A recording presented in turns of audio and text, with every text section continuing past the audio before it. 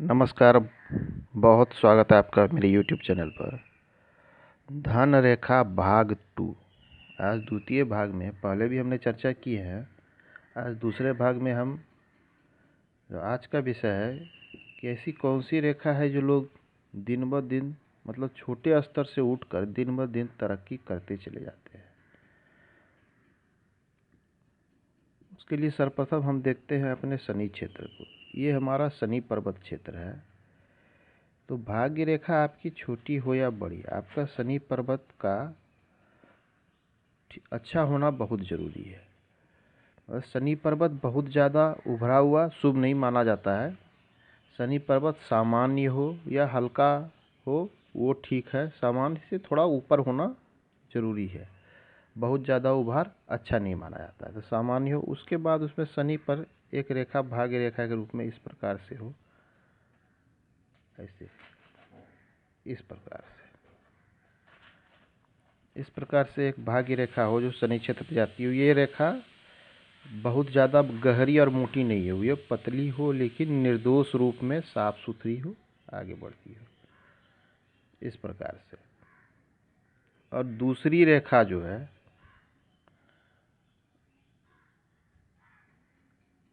इस प्रकार से आयु रेखा से निकले, इस प्रकार से इसको यहाँ से इस प्रकार से आयु रेखा से निकले। तो ऐसे लोग जो है इनका जीवन जो है शुरुआती तौर पे संघर्ष में बीतता है। मतलब शुरुआती तौर पे ये काफ़ी मेहनत करते हैं, लेकिन उसके बाद ये धीरे धीरे धीरे धीरे आगे की ओर बढ़ते चले जाते हैं। मतलब कहते हैं ना लोग, छोटे स्तर से इन्होंने शुरू किया, एक बिजनेस शुरू किया, फिर दूसरा किया, तीसरा किया, मतलब उसमें आगे बढ़ते चले गए, बढ़ते बढ़ते बढ़ते काफ़ी आगे चले जाते हैं। तो ये लाखपति से करोड़पति, करोड़पति से अरबपति बनते हुए देखे गए।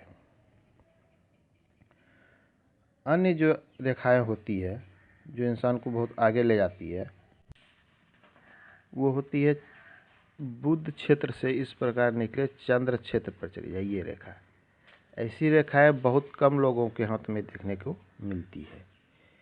ऐसी रेखाएं जिनके हाथों में होती है ये लोग मल्टीपल स्किल वाले आदमी होते हैं। मतलब एक साथ कई क्षेत्र में काम करते हैं। मैंने अगर ये बिजनेस भी करेंगे तो इनके हाथ में कई बिजनेस होंगे।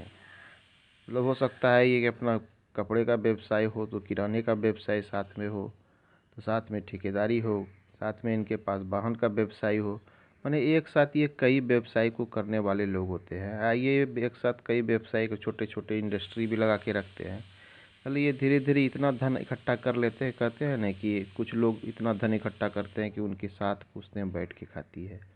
तो कुछ ऐसा ही ऐसे जातक का होता है कि जिनके हाथ में ये बुध से निकल के रेखा चंद्र की ओर स्पष्ट और निर्दोष रूप में, इस बात का ध्यान रखना चाहिए कि रेखा स्पष्ट हो, पतली ही हो लेकिन पतली खड़ी रेखा हो और स्पष्ट और निर्दोष हो। ऐसा नहीं कि लहरदार है, टूटी फूटी है, कटछट है, ऐसा नहीं।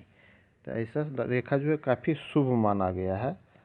इनके पास क्या कहते हैं, लोग कहते हैं ना, पैसों से पैसे बनाते, बस धन से धन बनाने की कला होती है।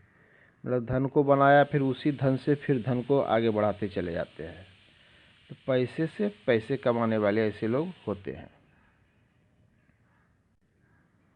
तो एक स्थिति ये है कि शनि रेखा इस प्रकार हो और दूसरी रेखा आयु रेखा से इस प्रकार से निकलकर मस्तिष्क रेखा को छुए।